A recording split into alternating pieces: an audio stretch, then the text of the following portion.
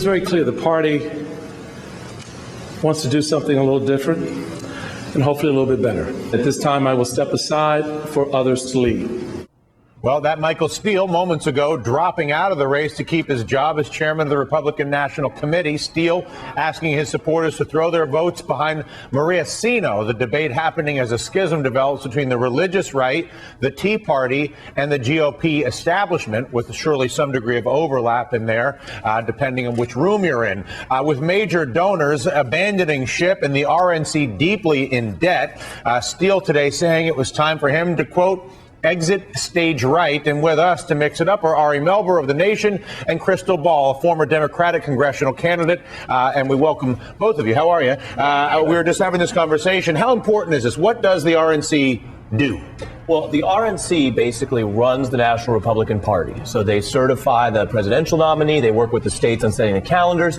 We think of the conventions as rather ceremonial. But of course, this is the body that still runs the party. In the case of Michael Steele, of course, you had volume fatigue. You had antics fatigue. I mean, this guy, whether you liked him or not, everyone agreed he was loud. He was in charge.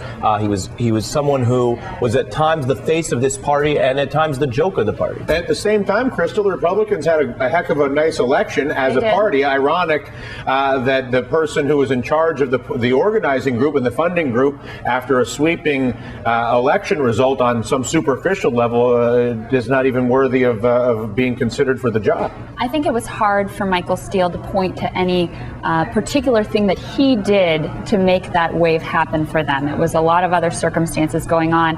And one of probably the most important function of the RNC chair is fundraising, and he was continuing to alienate donors. I think that was a big, big part of the decision to go in a different direction. This is for both of you, but who is the leader of the Republican Party? Does anybody know? I think you see Boehner now more than anyone else. I think that's probably right. He's the most powerful. He's stepping up. He's certainly trying to take a more visible role. So far, I'd say, I'm obviously a partisan Democrat. I think he's doing a pretty good job in that role. You agree with that? I don't. I think it's too early to tell. I mean, we don't know. What we've seen from Boehner is a lot of rhetoric. He's working very hard to try to bring his Tea Party folks in.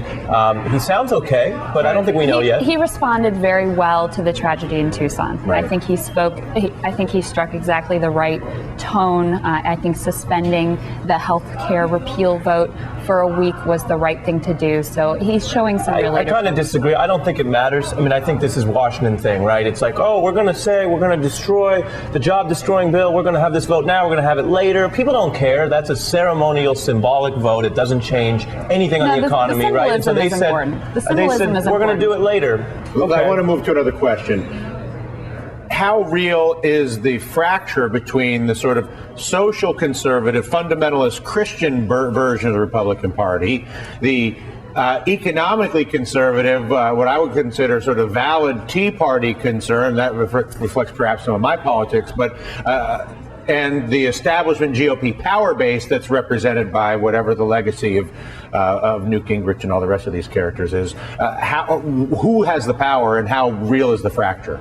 I see it as being very real, and I think that power struggle is playing out right now. I think between, for lack of a better term, the sort of Sarah Palin conservative part of the And what party, is that? Is that the Christian fundamentalists? The Christian fundamentalists, the Tea Partiers. Those are the people that are like playing for like the Revelations, the apocalypse, they're not creationism, with a Harvard degree. Right. They want someone they can really relate to.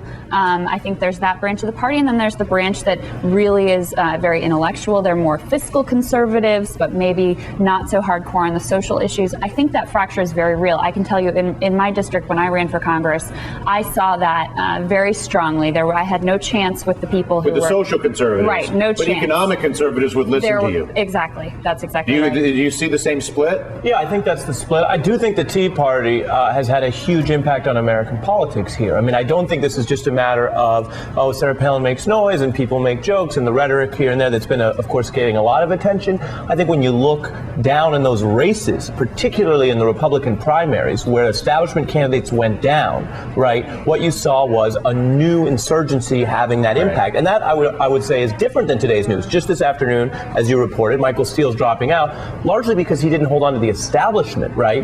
That was his problem, Yeah, that's right. which is a totally different dynamic than what we saw in those primaries. But even I would argue there are two Tea Parties, right? The Tea Party is not just a bunch of Christian fundamentalists reading the book of Revelations waiting for the apocalypse.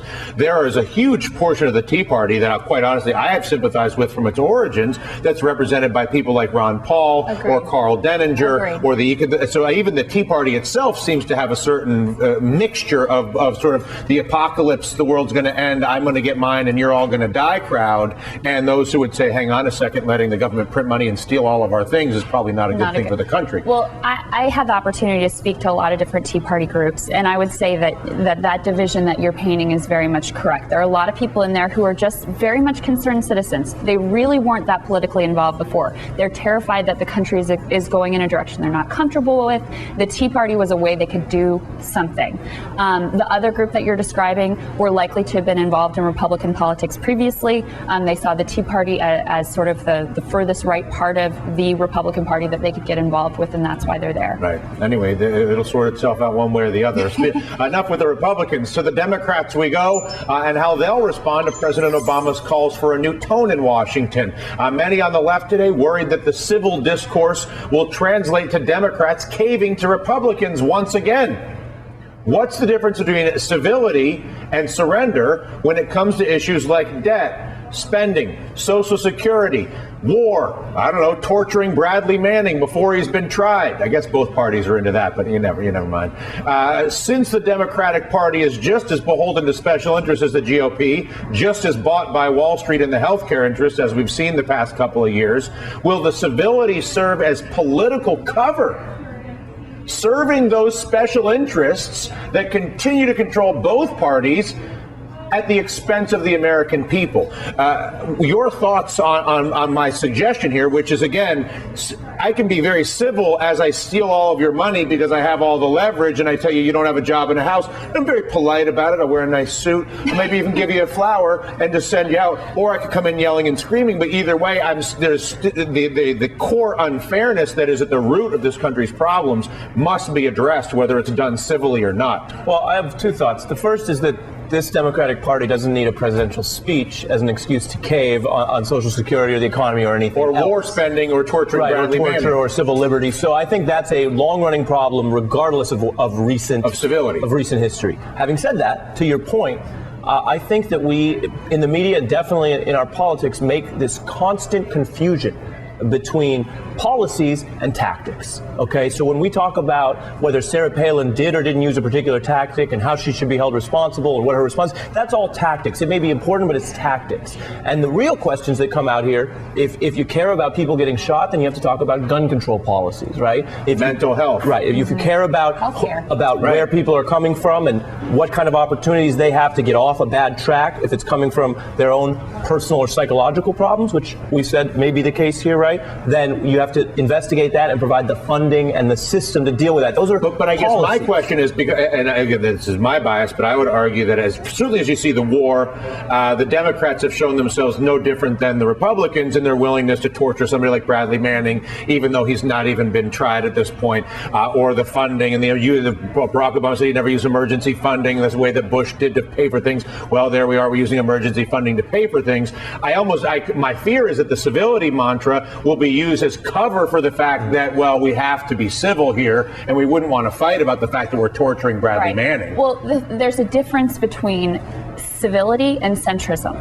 Because you're civil to one another, but because you debate on the issues, you can have strongly held opinions. You can feel passionate. You can get upset, but you can be talking about the principles, the policies, and not attacking one another. And to me, that's the difference. I have a lot of strong opinions. You have a lot of strong opinions. You have a lot of strong opinions. We could have a discussion where we talk about the issues and our strong opinions and debate and go back and forth without attacking one another. And to me, that's the distinction. How do you think this particular Democratic Party will do that? In other words, do you think that they'll reflect what you're describing, which is a vigorous policy debate in defense of principles of fairness and freedom around healthcare, education, investment, economic liberation, whatever you want to call it, or will they continue to comply to the special interests in a way that then is just nicer?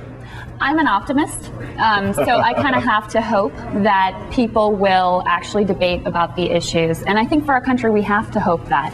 Otherwise, it becomes a little bit of a self-fulfilling prophecy. If that's all you expect from people, that's all they're going to give you. So I would like to see a little bit less cynicism. Let's hold people to a higher standard. Let's hold them accountable. And let's actually demand that kind of debate from both sides that we haven't been getting that much of. Part of the problem with the debate seems to be, in order to have a serious debate about a policy issue, whatever it is, you have to have a serious understanding of the actual problem. Right. And so, for instance, with healthcare, with the banking debate, the Democrats came and gave us a fantastic coverage bill. They added a lot of coverage to a lot of people, which is an incredibly admirable thing. However, they did very little, if not no reform on the cost structure and why healthcare costs twice as much. And I think what frustrates somebody like me, or again with banking, they came up with a new way to bail out the banks in the future without having to go to Congress, because now they can just go to the Federal Reserve and do it. But they made the banks bigger, not smaller. So again, the structural problem with healthcare and health insurance monopolies, fee-for-service healthcare, all these different things. Structural problem with banking, enormous financial institutions control all the financial resources. If they get into trouble, they can blackmail the country into doing anything they darn well please. The Democrats argue they've solved these problems by covering more people or by creating a new fraternity, a $50 billion fraternity at the Federal Reserve, where now they just take care of each other. And I don't know how you penetrate through the false debate that is rooted in the failure to properly really define the problem, which is not just the politicians, but is also the media and all the rest of it. How do you get through that? Well, I think you're kind of hitting on the heart of the question on the left and center left that Barack Obama faces, which is he running the fundamental change agenda that people felt was promised or not? On time and time again, yes, it's not that people are saying nothing has occurred, but rather in the case of healthcare and the other examples you mentioned, a lot of these changes are cosmetic, they are tinkering, they are dealing with the system we have and trying to improve it or throw some money at problems. This is an administration that definitely has spent money, yes, which is something that particularly government-oriented progressives like. But they haven't gone at the root of it. And the other thing I want to flag that we've talked about before in this show is I would like a lot less attention on civility and a lot more attention on the money that courses through Washington and the way we fund our campaigns and the special interests, right? That's not a discussion over whether I say to you, Dylan, sir, I respect your opinion. Right. That's a discussion about whether I say, who's in your pocket? What are they telling you? Who's the guy behind the guy? And that, I think, again, you talk about the Tea Party. That's something they spoke to. I don't think the Tea Party has found a way to give us campaign finance reform, which is the real solution. So the Tea Party, in my view, prove themselves hypocrites on exactly that issue. Last word to you. Campaign finance reform, absolutely critical, but I don't want to say civility is just cosmetic. If our legislators have no trust, no respect, there's no foundation there to build any sort of a policy solution. So I think it's an absolutely critical issue, as critical at least as campaign finance reform. Then we'll leave it at that. Have a great weekend, you two. That was kind of fun. Thank you. Krystal, Ari Melber. Up next,